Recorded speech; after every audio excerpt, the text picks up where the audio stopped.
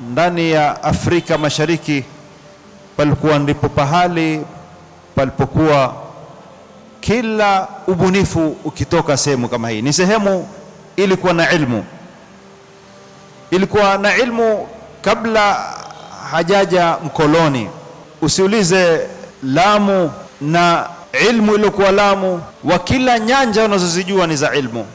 Usiulize upande wa ilmu ya dini, hiyo ndio ilikuwa ni kibla cha ilmu ya dini.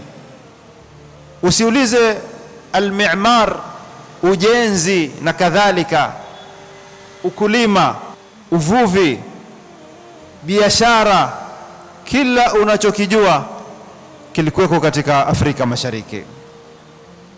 Usiulize visiwa vya Zanzibar na Unguja. Usiulize Tanzania, Uganda, Burundi, Rwanda.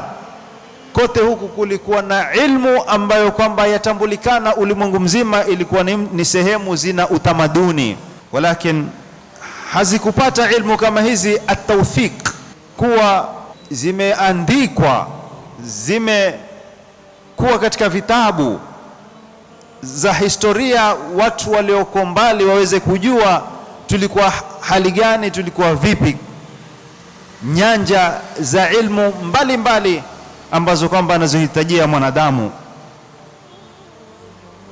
Wala hazikupata waandishi ambao kwamba walioandika kisawasawa wakaweza kuipatia haki Afrika Mashariki namna walivyokuwa wameendelea upande wa kiilmu.